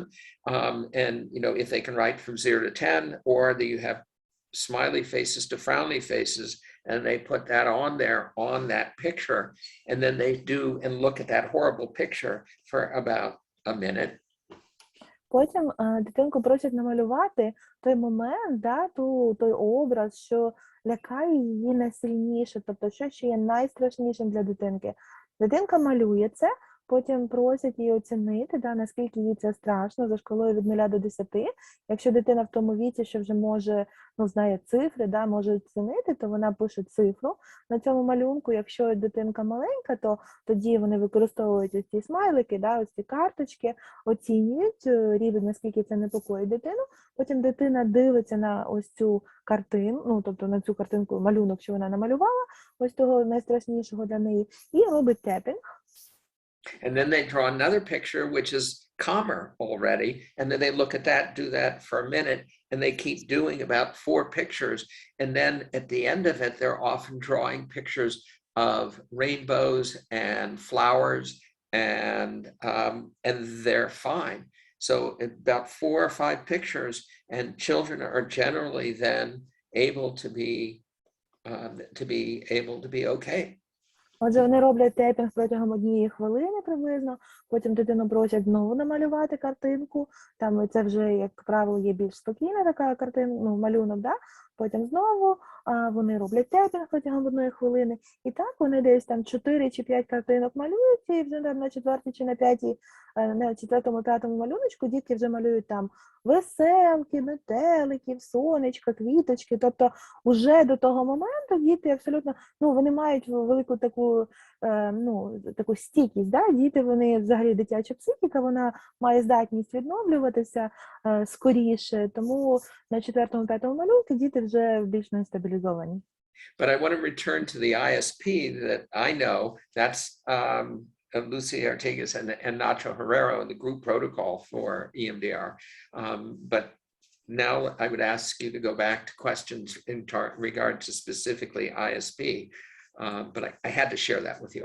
I apologize. Так, але зараз я хотів би, щоб ми з вами повернулися конкретно до ISP. Ми з приводу цього зібралися з вами, але все одно я не міг, я вибачаюся, звичайно, не міг з вами не поділитися, ось цим, як працюють Люсі Артігас та Ната Керера. Отже, вибачте, що я трошки відхилилася від теми, але давайте зараз повернемося вже конкретно до нашого ISP. Спасибо. Олена, So відповіли вам, так? I'm feeling better now than I should. Доктор Ярі каже, я тепер вже краще почуваюся, що я вже цим поділився, тому мені вже краще. Окей, дякую, Оленка. Чи є в когось ще, а я бачила в чаті, в нас, хтось написав запитання. We have a question in chat. Чи є сенс працювати з немотивованою людиною, групою, якщо військовослужбовців направляє керівник, але він не має бажання? Is there a reason to work with a person or group who do not have motivation? For example, if soldiers are sent to this session by their commander, but they do not really have motivation or desire or faith in this. Then what will happen is it won't work. But it's almost always that the people who are suffering are wanting to actually feel better. What I have told to soldiers, I say, let yourself feel better, but tell your commanders you're not better. Що я вам скажу? Якщо люди, так, знаєте, всередині проти цього, якщо вони не мотивовані, то що відбудеться? Це не спрацює. Але з іншого боку, людська натура така, що люди завжди хочуть почуватися краще. Люди завжди хочуть, щоб отримати якесь полегшення. І тобто, що я завжди кажу солдатам, якщо там їх заставив прийти їхній там керівник, але вони не хочуть, то я їм кажу, що дивіться, давайте зараз ми спробуємо, дозвольте собі почуватися краще. А начальнику своєму можете сказати, що ви не почуваєтеся краще, що вам не допомогло, чи там що завгодно. Але собі дозвольте почуватися краще. And that's actually the positive cognition. I can be reasonably in control of what I can be. I can feel better, but report that I'm not better. Тобто, я кажу, що дозвольте собі почуватися краще, усвідомте, що ви можете бути достатньою мірою чи до певної міри у контролі над тим, що ви можете контролювати. Тобто ви можете почуватися краще, а вже там своєму начальнику вирішуйте, що сказати, можете сказати, що вам не краще. I don't know if I should have said that on Zoom, so just erase everything that you heard because I'm in trouble. Доктор Квін каже, що я вже не знаю, можливо, мені не потрібно було казати це під запис. Каже, так, якщо то ви там повирізайте все зайве, а я зараз трошки заспокоюся, тепінг треба зробити. Бо зараз я проблему створив. Other questions? Можливо, є якісь ще запитання у вас? Скільки хвилин має відбуватися тепінг? Чи є якісь показання? Чи це суб'єктивне відчуття психолога? So, are there any rules or recommendation concerning the time period for tapping? Or is just depending on kind of inner feeling of psychologists doing that? I don't think I fully understood the question. Yeah, for example, the tapping should be like 1 minute or 2 minutes long. So it's 1 minute, right? So it's about one or 2 minutes. Again, it's about 1 or 2 minutes. And then you take a breath, let it go, and then you do another 1 or 2 minutes. Altogether, these tapes I've been showing you take a long time relative to what usually goes on. I've had people within 5 minutes, it's resolved enough I can go on to the next person. Maybe it will take 10. I don't remember when it's taken more than 15. I don't think it has taken more than 15 minutes ever. And again, so you'll translate that and then I'll say this other word. Thank you. Так, доктор Квін каже, що 1-2 хвилини повинен тривати тепінг, тобто вони роблять тепінг 1-2 хвилини, потім там вони дихають, там періодично вони вимірюють рівень занепокоєння, те, як він показував. І каже, що ось тут, в принципі, те, що ми дивилися на відеозапису, це набагато довше, чим це відбувається реально в житті. Тому що в житті людина вже стабілізована є десь хвилин через 5, можливо, хвилин через 10. Частіше за все не довше, там дуже рідко, можливо, майже ніколи, там, що 15 хвилин знадобилося, а то, звичайно, там до 10 хвилин. And always keep in mind, this is something that is one of your skills, one of your many skills. Not only is it just one of your skills, but it's also the usual mechanism of dealing with people use. So if they need to be going by ambulance to the hospital, let them go. That's what you do. You go back to whatever mechanism is set up that ordinarily deals with this and let that go if this doesn't work. Отже, і також, ну, пам'ятайте, що, ну, це не є єдиний механізм, єдина допомога, да, яку люди отримують ось там на місці цієї події. Наприклад, якщо людину, ну, повинна забрати швидка для того, щоб вона отримала там додаткову медичну допомогу, то, будь ласка, відпустіть її, ну, нехай вона їде, да? Тобто ви працюєте з однією людиною там 5-7 там до 10 хвилин, ви потім, ну, вже їй краще, ви переходите до наступної людини, тобто, ну, пам'ятайте, що людина може ще отримати там додаткову допомогу, там, медичну ще і так далі, якщо там це не спрацює чи що. I would request of you to do also that initial contact sheet and be able to fill it out for two reasons. One, that you'll be able to see the difference and you'll be able to have that.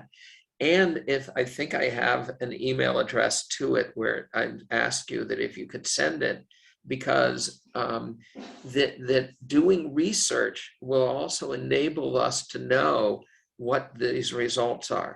Because it was so it's always been difficult in the past for me to be able to get a SUDS to start with.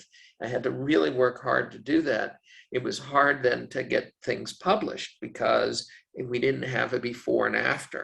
Now you're seeing that we put into the stabilization procedure what you are saying to get an evaluation before, then after. And then if we're able to publish this, and it won't take you very long right after, it'll take you maybe 10-15 seconds to fill out the initial form, which I'll put on now on the share. І також я би вам дуже рекомендувала все ж таки присвятити додаткових там 15 секунд для того, щоб попросити людину заповнити ось цю простесеньку формочку, да, з контактними даними і отримати дозвіл на те, щоб сконтактувати людину. Ось на екрані ви можете бачити цю форму. З такої причини, що дуже важливо мати зворотній зв'язок, да? Тобто отримати, ну, потім мати можливість подзвонити людині, дізнатися, наскільки їй допомогло, яка її ситуація. Тобто, і дуже важливо мати дані про рівень занепокоєння до та після. Тому що коли немає даних, да, ось таких, ну, скажімо так, не досліджень, а статистичних даних, то тоді недостатньо є підтвердження ефективності методики. І відповідно до того, ну, тобто, чим більше є підтверджень, свідчень про ефективність методики, тим більше людей можуть використовувати цю методику, тим більше вона заслуговує довіри. Якщо методика ефективна, але ви не маєте підтвердження цьому, то тоді там дуже важко опублікувати цю методику, чи опублікувати якісь дані, якісь статті про неї. Я навіть дам вам якийсь імейл, там, де ви зможете надіслати навіть свої якісь дані, якщо, ну, які ви зібрали, тому що дуже важливо мати такі дані.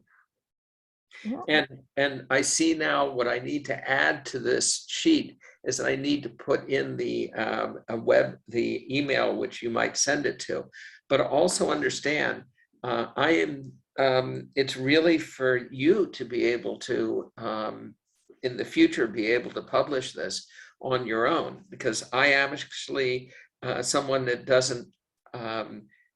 does clinical work, and I'm not so much of someone that does the research, but I'm saying whatever framework you can do to be able to publish this will be helpful both for other people to know that it works, as well as be able to accept it. And so if you're able to do this, this would be helpful. Again, do it as your own research, but you're seeing if you're having results, it's very helpful. Знову ж таки, це, ну, ось заповнення такої форми може бути корисним, да, не лише там для того, щоб ви допомогли мені зібрати ці дані, да, про ефективність цієї методики. Також ви самі можете робити своє дослідження, да, будете мати ось ці підтвердження ефективності цієї методики. Ви самі зможете публікувати якусь статтю, якісь матеріали про ефективність цієї методики. Тобто завжди важливо мати ось такі статистичні дані, ось такі підтвердження. Somebody in chat asked if they can get this form in Ukrainian. So shall I refer them to Open Doors? I had assumed it had already been translated, but I will have to make sure that that is done because maybe it is done, maybe not everybody knows about it. So right, I will right. refer them to Open Doors. And also let them know that in the end of the regular manuals, the address, but I'm going to add this so the Ukrainian version will have that ability. But remember, again, I'm a clinician more and publisher less. So it's really from using it within your own frameworks to be able to do it. So yes, we were hoping it will be in Ukrainian. Доктор Квін каже, що я взагалі-то так розумію, що, мабуть, вже було перекладено, да, ось ця форма і ці матеріали. Я кажу, що, мабуть, таки вони були перекладені, можливо, просто не всі з нас ще про це знають, можливо, не всі ще отримали доступ. Отже, я порекомендую дізнатися в Open Doors, да, як можна отримати ці матеріали перекладеними. І ще раз доктор Квін каже, що це, ну, для вас ось ці форми заповнювати і тримати, да, це важливіше, да, тому що я більш, ну, тобто я більш людина, яка більше працює в полях і менше публікує, але для вас самих важливо мати, знову ж таки, повторюю, да, ці статистичні дані для того, щоб мати підтвердження ефективності методики. And the things that are there that are about blood pressure and pulse is really for first responders who actually do this also. So if you don't have something to measure the pulse and blood pressure, of course, you don't need to be adding it. What is sufficient is even just what is the SUDS before and the SUDS after. І ось тут в цій формі є такі запитання, який був кров'яний тиск та серцебиття до втручання та після втручання. Але ця форма, вона просто так розроблялася, що може також використовуватися людьми, які перші приходять на допомогу, тобто медики в тому числі. Якщо у вас там немає можливості там серцебиття виміряти чи кров'яний тиск виміряти, то це абсолютно не страшно. Просто заповнюйте ту інформацію, яка є у вас. І те, що найважливіше для вас в цій формі, це рівень занепокоєння до та рівень занепокоєння після втручання. Other questions? Можливо, якісь ще є запитання? People can also send on their chat what level of distress they're having from whatever I did. And if people don't have any, so just sort of send on the chat how much distress you are right now, because we will also wrap up with an ability of doing another round of ISP if it's useful. If everybody is calmer, then I probably won't do it, because then you know how to do it on your own. So if you could just tell me on the chat how distressed you are at this particular moment, then just send the number that you're on. Прохання у мене, ви могли б зараз в чаті мені надіслати зараз оцінити свій рівень занепокоєння на даний момент, і, ну, бажано було б краще за все початковий тире, ну, тобто те, що було на початку нашої зустрічі, тире те, що є зараз, да, ваш рівень занепокоєння. Тому що якщо є потреба, ми можемо зараз також зробити іще один круг, да, ну, ось цю техніку зараз примінити, да, застосувати разом з нами як групою, якщо є потреба. Можливо, ми всі зараз спокійні, то і немає потреби. Але в будь-якому випадку ви всі вмієте застосовувати вже цю техніку. But I'm asking actually what you are right at this very moment, right now, having heard all this information and then having seen her do her role play.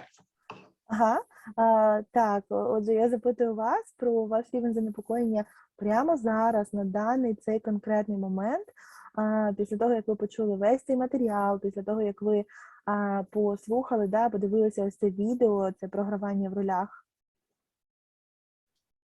And look, I don't think it can hurt anybody to actually do this. So just notice wherever you are, whatever level of distress you are at this moment from the lecture that I gave you, Але start tapping.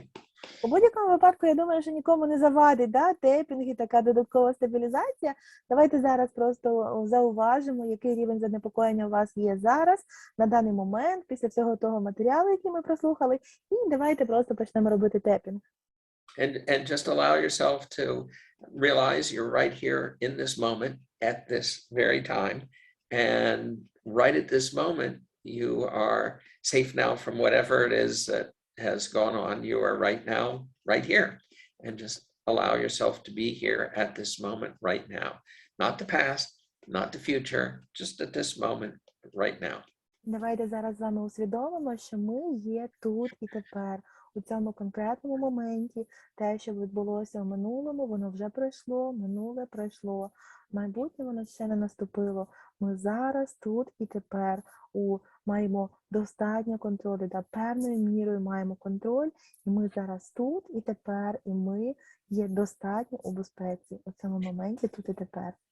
And you're learning how to deal with your clients, your patients, to be able to stabilize. And that is something that you are learning. You're learning to be reasonably in control of what you can. You're learning to deal with things. You're learning to have choices of options of being able to stabilize and being helpful. І зараз ви навчаєтеся, як ви можете допомагати іншим людям стабілізуватися. Зараз ви вчитеся, як самим бути у контролі, да, у контролі до тої міри, до якої це можливо в тій чи іншій ситуації. Ви також вчитеся тому, що у будь-якій ситуації ви маєте вибір, ви хоча б маєте вибір своєї реакції, своєї поведінки, своїх рішень, своїх виборів. And just take a breath. Давайте глибоко вдихнемо. Видихнемо. And whatever you're noticing, just continue. Так, відмійте для себе, що ви зараз відмічаєте, і просто продовжуємо з цим. And just go ahead and Просто продовжуємо тепінг. And realize you can learn to deal with all that you will be dealing with. You can learn to deal with this. You can learn to have choices. You can learn to be in reasonable control of what you can be in control of. And you will also be able to access and see this again, to learn it in a way that, and be able to use whatever you're able to use that's helpful.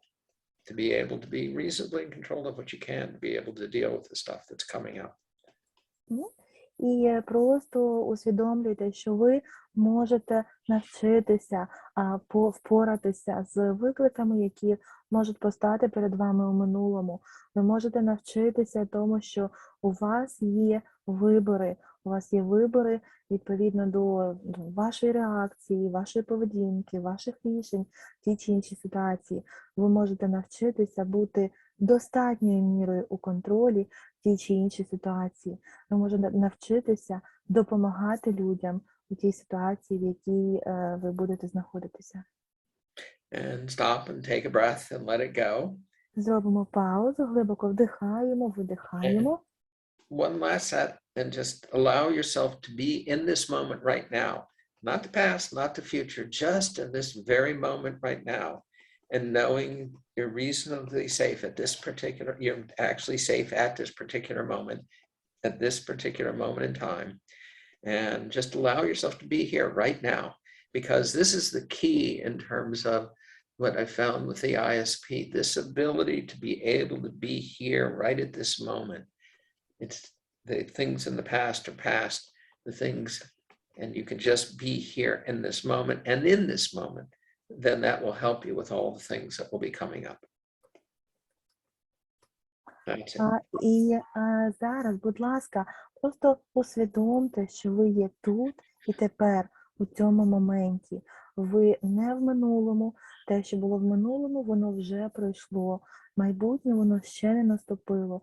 Зараз, у цьому конкретному моменті, ви є достатньою мірою у безпеці. Просто дозвольте собі бути тут і тепер. ви знаєте, що це є таким ключем, можливість бути тут і тепер, тому що минуле, воно вже пройшло, майбутнє, воно ще не наступило, а бути тут і тепер, да, ось ця можливість бути тут і тепер може допомогти вам Okay. Take a breath. підготувати Let it себе go. для того, щоб впоратися з майбутніми викликами. Глибокий вдих, вдихаємо, видихаємо. And please on chat, send me what it was like before we started this and what it is right at this moment. The level of distress. Zero. Yeah. Отже, будь ласка, в чаті напишіть мені свій рівень занепокоєння до того, як ми це почали, і рівень занепокоєння зараз у цей конкретний момент через тире.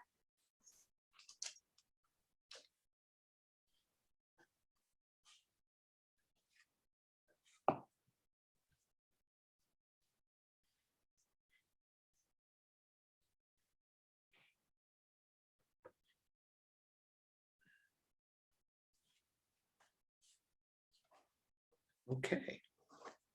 So I again want to thank you for you giving me the privilege to share this with you. And although next week I won't be able to be back, I'll be doing an EMDR training in New Zealand. I'm hoping that I will be able to come back after. Отже, я ще раз On хочу Zoom, not in New Zealand. Отже, я ще раз хочу подякувати вам за привілегію бути тут з вами, мати можливість допомогти настільки, наскільки я можу. Дякую вам за ваш час, за вашу участь. Дуже радий був вас бачити. На жаль, наступної середи в мене не буде можливості ось так зустрітися з нами, тому що в мене є запланована подія, тобто я проводжу тренінг у Новій Зеландії через Zoom, не лечу туди. Але сподіваюся, що тоді, можливо, через тиждень буде можливість у мене знову з вами зустрітися. То вже ми дізнаємося з розкладу. Thank you. Thank you so much. It's very sad that we will not see you next week, but Yes. thank you so much for everything that you did for us. Hope to see you again. God willing. Так, я кажу, дуже дякуємо доктору Квіну. Звичайно, дуже шкода, що наступного тижня ми не зможемо з ним зустрітися, але ми дякуємо йому за все, що він для нас зробив, за всю його допомогу. Сподіваємося, ось доктор Запорожець пише в чаті, що через 2 тижні, так, сподіваємося побачити його знову. Друзі, всім дякую на зв'язочку, дякуємо Гері Квіну. Далі запускаємо цю техніку в більш широку роботу. Зараз напрацьовуємо брошуру і короткі відео ілюстрації. Ми про це вам в чатах повідомимо. Ну і думаю, що будуть консультації також щодо застосування. Хтось намагався вже застосовувати? Мені вчора казали супервізори, що гарно працює з солдатами. Я працювала. Як? I'm going to stay here until you guys close me out. I'm not in control anymore. I asked them if they used it already and what they've seen. Оксана saying that she did. Кажіть, Оксан. Взагалі тут трошки непевнена себе ще почуваюся, тому що я не сама ходила на ці групи, але я бачу, є результат з хлопцями, які в більш-менш безпеці знаходяться, а з військовослужбовцем, що тільки привезли його з боїв, то хочу з ним попрацювати декілька днів, подивитися. Oksana said that, well, she tried this technique. She didn't feel fully comfortable yet because she didn't have enough experience. Well, but she was quite successful with those guys who were relatively safe. But with that guy who just came from the field, she wants to try to work with him a few days and then see what results she will be able to get. Great. Чудово. Оксана, а ви саме ISP пробували, да? Ні G-TAP, там, ні інші протоколи, саме цей, правильно? Я не знаю. Ці протоколи я використовувала ті, що використовували у мене на групах. Це малюнок на 4 квадранти і з іншої сторони один малюнок, що хорошого ти отримав за цей період. Yes, she's saying that they've been using some drawings, which seems like GTAP reminds a little more of a GTAP protocol. But what we're having in this group right now, that we told them to go to any stabilization/adjustment to stress group that they could come. So, and we had a mixture of things that different groups were doing. So right now we're going to refine what we're doing, and so that people would, they used to call everything they call butterfly. They call it butterfly. I'm tired of telling them, correcting them in chat, this is not butterfly, but they still call it butterfly. So we're going to name that butterfly ISP now and clarify the protocol a little bit so that they now a little more intentional about what they do. Доктор Запорожець сказала, що ми зараз намагатимемося так Я далі. кажу, що у вас все метелик. Розділити в голові, щоб ми знали, що є що, бо ми все називаємо метелик, і доктор Запорожець намагається нам сказати, що це не метелик, да? Це різні техніки, які мають різні назви, але ми попрацюємо над цим. Так, ми попрацюємо, далі будемо відточувати саме те, що ми робимо, зробимо брошуру, то я думаю, що за 2 тижні вже зможемо доктору Квіну сказати, як саме ISP працює, в тому числі з військовими. Hopefully in 2 weeks we will be able to report to you how ISP works with people here, including militaries. And I even still have one more part to present. So I still have. You didn't? What is that part? Tell us. I've not dealt with guilt yet. І доктор Квін каже, There's actually 2 parts. There's the guilt part, which is very important. The other part is I also included in the manual dealing with survivor guilt. Sorry, one is survivor guilt, and what was the first one? I didn't hear. The first one. I'm just saying there's a section that I'm going to do on when people have guilt or feeling they did something wrong. Oh, guilt and survival guilt. Thank you. And Sorry. the second one is a separate section that I did to deal with survivor guilt, which of course is one of the most difficult things to deal with. Although I don't have a take on that, I've written possible solutions for even survivor guilt. Thank you. Sorry. Так, доктор Квін каже, що в мене ще є два підрозділи таких, да, нашої лекції, до яких ми ще не дійшли сьогодні. Перше – це провина, і це є у методичці. І друге – це провина вижившого, да? Тобто, перше, провина, якщо людина почувається винною за щось, що вона зробила чи не зробила. І друге – це провина вижившого. І тут немає ще розробленого там скриптів конкретних, але в мене є конкретні матеріали, рекомендації, які я вже можу дати вам стосовно цього. Добре. Okay. Добре, так що це в нас на десерт ще є трохи. And once again, thank you very much. You are amazing. Thank you so much, Dr. Quinn. It's a pleasure and honor to work with you. Right. And thank you, Dr. Запорожець. Well, tell them what I said to Svlanta. Світлана, дякуємо, Світлана, за переклад. Добре, давайте тоді на зв'язочку. Всім дякую, відпускаємо вас. Тримайтеся. Дякую, до побачення. Давайте. Дякую. Всім щасливо, з Богом. Thank you.